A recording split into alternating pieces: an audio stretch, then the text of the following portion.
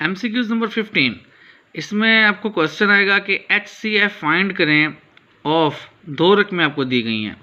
एक है आपका a² - b², कोमा, यानी कि उसके ये एक रकम है और अब ये दूसरी रकम है, इसमें है a³ - b³, यानी कि a³ - b³।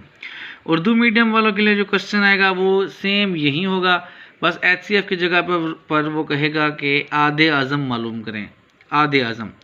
तो इंतहाई सिंपल क्वेश्चन है, इसको ज़रा तवज्जो से देखें। सबसे पहले हम एक रकम ले लेंगे a² - b²। ये a² - b² मैंने लिख लिया।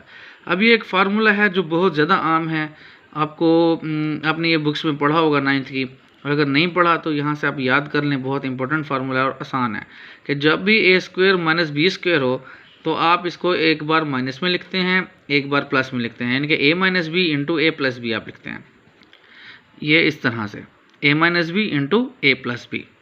उसके बाद हमने दूसरी रकम ले लेनी है a³ - b³ जी। अब हमने ले लिया है जी a³ - b³।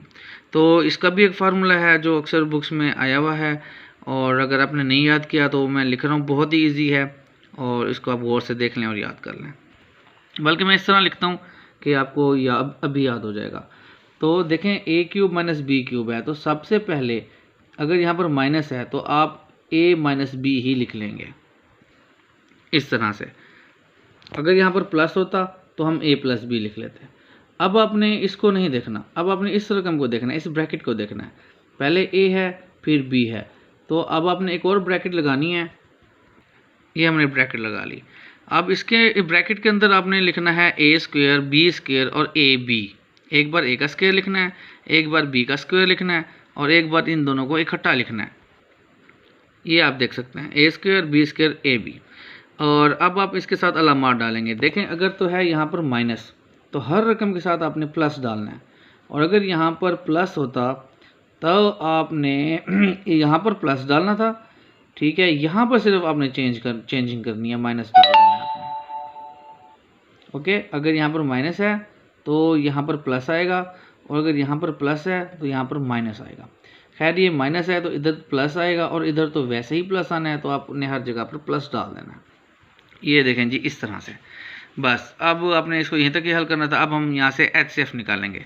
तो देखें आपके पास 2 रकमें, ये दोनों फार्मूले आपने लिख लिए। अब जो रकम आपको कॉमन नज़र आ रही है यानी कि सेम, वो आपका HCF होगा।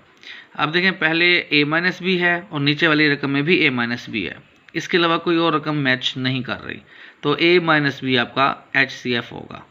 तो जहाँ पर आपको a - b ऑप्शन में नज़र आएगा उसको आपने सर्कल करना है, आपको इंशाल्लाह मार्क्स मिल जाएंगे।